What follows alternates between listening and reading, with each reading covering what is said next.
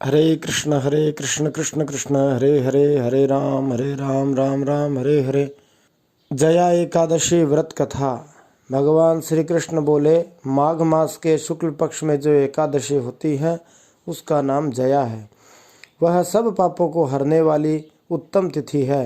पवित्र होने के साथ ही पापों का नाश करने वाली है तथा मनुष्यों को भोग और मोक्ष प्रदान करती है। इतना ही नहीं, वह ब्रह्म हत्या जैसे पाप तथा पिशाचत्व का भी नाश करने वाली है।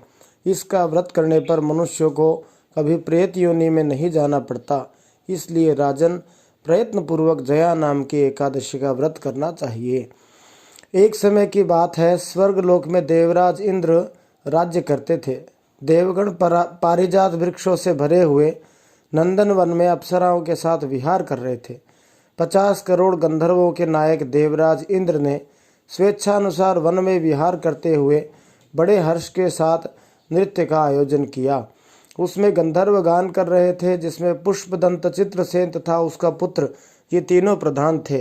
चित्रसेन की स्त्री का नाम मालिनी था। मालिनी से कन्या उत्पन्न हुई थी जो पुष्पवंती के नाम से विख्यात थी। पुष्पदंत गंधर्व के एक पुत्र था जिसको लोग माल्यवान कहते थे। माल्यवान पुष्पवंती के रूप पर अत्यंत मोहित था। ये दोनों भी इंद्र के संतोषार्थ नृत्य करने के लिए आए थे। इन दोनों का गान हो रहा था। इनके साथ अप्सराएं भी थी। परस्पर अनुराग के कारण ये दोनों मोह के वशीभूत हो गए। चित्त में भ्रांति आ गई, इसलिए वे शुद्ध गान न गा सके। कभी ताल भंग हो जाता, कभी गीत बंद हो जाता था। इंद्र ने इस प्रमाद पर विचार किया और इसमें अपना अपमान समझकर वे कुपित हो गए। अतः इन दोनों को शाप देते हुए बोले, ओ मूर्खों, तुम दोनों को धिक्कार है। तुम लोग पतित और मेरी आज्ञा भंग करने वाले हो। अतः पति पत्नी के रूप में रहते हुए पिशाच हो जाओ। इंद्र के इस प्रकार शाप देने पर इन दोनों के मन में बड़ा दुख हुआ। वे हिमालय पर्वत पर चले गए और पिशाच योनि को पाकर भयंकर दुख भोगने लगे। शारीरिक पातक से उत्पन्न ताप से पीड़ित होकर दोनों ही पर्वत की कंदराओं में विचरते रहते थे। एक दिन पिशाच ने अपनी पत्नी पिशाची से कहा, हमने कौन सा पाप किया है जिससे यह पिशाच योनि प्राप्त हुई है? नरक का कष्ट अत्यंत भयंकर है। पिशाच योनि भी बहुत दुख देने वाली है। अतः पूर्ण प्रयत्न करके पाप से बचना चाहिए। इस प्रकार चिंता मग्न होकर वे दोनों दुख के कारण सूखते जा रहे थे। दैव योग से उन्हें माघ मास की एकादशी की तिथि प्राप्त हो गई। जया नाम से विख्यात तिथि, जो सब तिथियों में उत्तम है, आई। उस दिन उन दोनों ने सब प्रकार के आहार त्याग दिए, जलपान तक नहीं किया, किसी जीव की हिंसा नहीं की, यहाँ तक कि फल भी नहीं खाया। निरंतर दुख से युक्त होकर वे एक पीपल के समीप बैठे रहे। सूर्यास्त हो गया। उनके प्राण लेने वाली भयंकर रात उपस्थित हुई। उन्हें नींद नहीं आई। वे रति या और कोई सुख भी नहीं पा सके। सूर्योदय हुआ। द्वादशी का दिन आया। उन पिशाचों के द्वारा जया के उत्तम व्रत का पालन हो गया। उन्होंने रात में जागरण भी किया था। उस व्रत के प्रभाव से तथा भगवान विष्णु की शक्ति से उन दोनों की पिशाचता दूर हो गई। पुष्पवंती और माल्यवान अपने पूर्व रूप में आ गए। उनके हृदय में वही पुराना स्नेह उमड़ रहा था। उनके शरीर पर पहले ही जैसे अलंकार शोभा पा रहे थे। वे दोनों मनोहर रूप धारण करके विमान पर बैठे और स्वर्गलोक में चले गए।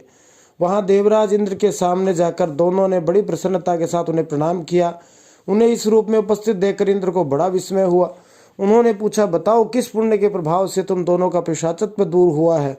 तुम मेरे शाप को प्राप्त हो चुके थे, फिर किस देवता ने तुम्हें इससे छुटकारा दिलाया है?